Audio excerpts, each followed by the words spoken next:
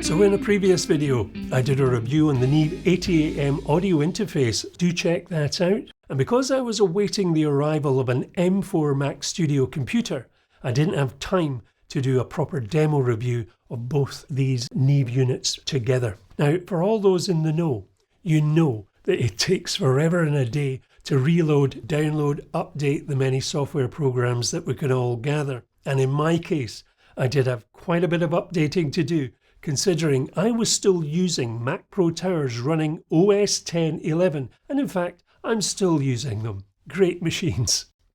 Now in the last video I did a review on the Mac M4 Mac Studio, so do check that out if that interests you. Very nice and a very powerful little box of tricks.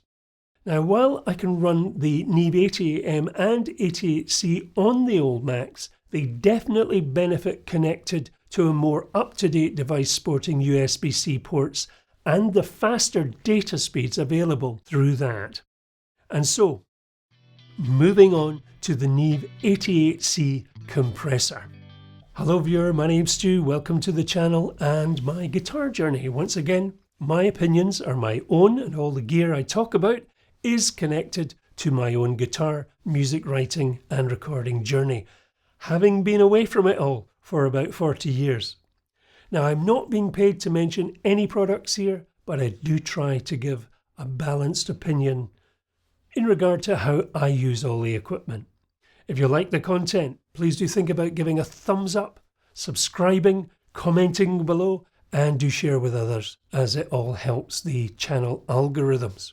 So coming up, number one, very briefly, what's in the box and general specifications. Number two, in operation with single coil, humbuckers and acoustic guitars. Number three, Neve 88C or MXR Dynacomp for guitarists. Any difference? Number four, conclusion, final remarks. So without further ado, number one. I did an unboxing in the last video, so I won't cover that again, other than to say the Neve 88C has the same outer casing as the 88M and weighs a little less at 1.3 kilograms. Unlike the 88M, the unit does require USB 3 power, and so for older Mac users, you will need to use a mains power USB 3 power adapter. Now I ordered 4 short TRS cables to link both the units together, which you can see here. Now looking at the front, we have 2 channels, so the control layout is just duplicated. So looking at channel 1, on the far left the IP signal metering displays the incoming audio signal, while the letters SIG at the bottom, the LEDs, indicate the signal is present and detected. Moving to the control knobs on the right, all of which have a push in-out function. At the top we have threshold. This selects the level at which compression begins to take place. The ratio control determines the amount the compressor will act upon or reduce that signal above the threshold. Overall, both controls are used to form the gain reduction of the input channel. Moving to the right, the next LED meter, titled G/R, that displays the amount of gain reduction to the signal due to the threshold and ratio settings. Pressing the ratio knob in engages the fast attack mode. You see the blue LED light. This selection will increase the range of combined adaptive attack time to provide a faster response to the louder transients. Moving to the right, and the top control knob is the makeup gain control. Once compression has been applied, the makeup gain can be used to increase the output signal, although care needs to be taken to avoid distortion. On the far right of the unit, the output metering displays the overall signal output of the unit post makeup gain control. Back to channel 1, and the last control knob is the release, which determines the rate at which the gain reduction is removed once the input level above the threshold begins to decrease. Now this does need to be used with care. However, If a completely transparent compression is required, the 88C auto release feature can be employed, again by pressing the knob in to engage the auto release mode, and once again this illuminates a blue LED lamp. At the foot of the ratio and release control knobs is the bypass button, and when pressed in, this is a true bypass, allowing the input signal to pass through unaffected by the compressor. The output meters, they turn white when the bypass mode is engaged. In the middle of the two channel sections is the link button, which when engaged, it's an orange LED, links the gain reduction of both channels equally. Neither channel is the master, although the highest gain setting will automatically trigger the other channel to suit. Sidechain high-pass filters. Going back to the make-up gain control knob, by pressing this in once, you will see the blue LED lamp. The cutoff frequency is 80 Hz. By pressing the knob a second time, the lamp goes yellow. The cutoff frequency is 125 Hz. By pressing a third time, the LED goes red. The cutoff frequency is 300 Hz. Now these are useful for sub-frequencies from the likes of kick or bass drums. The threshold control knob can also be pressed in to engage a sidechain key, and you see a blue LED. This can be used with an external signal source via the 2-jack inputs at the back of the unit. And looking at the back of the unit, you see the channel input-output 1/4-inch jack sockets, and this is where you can connect the 88M and other outboard units. There's also a power on-off rocker switch. There is a USB-C connection which must be powered by a USB-C powered adapter if your computer is not up to date. Just one of the many reasons I had to update my old Macs. So before I begin to illustrate this unit, time spent with the instruction manual is important to fully realise everything this little unit is designed to do, and you need to download the manual. As far as compression units go, I will say it is quite subtle how it goes about things. So number 2, testing the Neve 88C and Neve 88M together. So I will be testing single coil, humbucker and electroacoustic guitars. I'll play around with the settings for each guitar type and then let you hear what I have set by switching the bypass mode on and off so you can hear the difference the compressor is making. I'm playing into a Bad Cat Black Cat valve amplifier connected to a Grossman isolation cabinet with a custom Celestion Bad Cat speaker. The mics are a Shure SM57 and a Warm Audio Fentone ribbon mic. Now I'll be playing a mix of clean chords with picking and hard-hitting strokes and scale runs from bass to treble, starting with the single coil.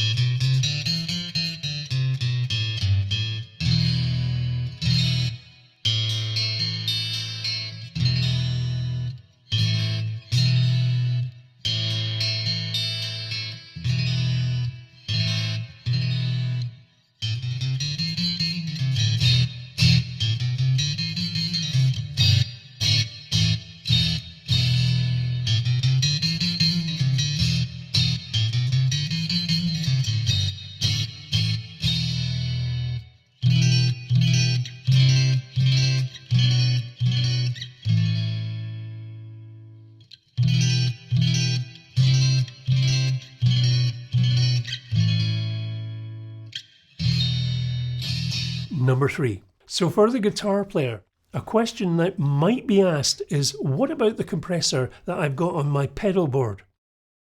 Well, this is not a simple answer because depending on the type of compressor effect that you have, and some folks use more than just one at the same time, it might be getting used in conjunction with other pedals, such as distortion and delay, for an overall special effect. And in that case, the pedalboard effects are being used for something specific, which are effects related. In regard to a pedalboard compressor being used to tame challenging frequencies, particularly in a Telecaster or Stratocaster, maybe an acoustic guitar, for me, they all have merit. So in regards to the tests I've done, I've just given a simple illustration of a light compression effect and something just a little bit more. So much depends on many other factors in the chain of production and the desired overall results in a final mix. Number 4, conclusion, final remarks. Those were just some quick tests to show how I'm using certain pieces of equipment. Of course, I'm just doing these are just very basic tests here. And when it actually comes to setting the tones that I'm really looking for, well, that will all depend on the music project that I'm working on at the time. Do I like these 2 little units from Neve? Very much so. Like most professionally built products, it's not about a massive jump up the ladder in quality or tone. There is so much relatively inexpensive gear available today that is well capable of helping to produce great material given the quality of the initial source to begin with. But trying to get that extra 5 to 10% in quality, it does come at a price, and generally speaking, it always has. Now, I'm going to be doing another video looking at the various software plugins that I'm using in conjunction with the studio hardware, and I think that might prove useful for some of you. And I'll go over the reasons that I came to use the various products that I have, and just some reasons why I stayed away from other offerings on the marketplace. So do check out my channel playlist, where you can find many videos regarding my journey back to playing and recording guitar. As I say, after a 40-year break, lots of stuff on guitars, amplifiers, pedals, and my ongoing recording journey. So a big thank you to those who take time to comment or chat. I always take time to engage with folks who take time to comment. So until next time, the journey continues. Take care.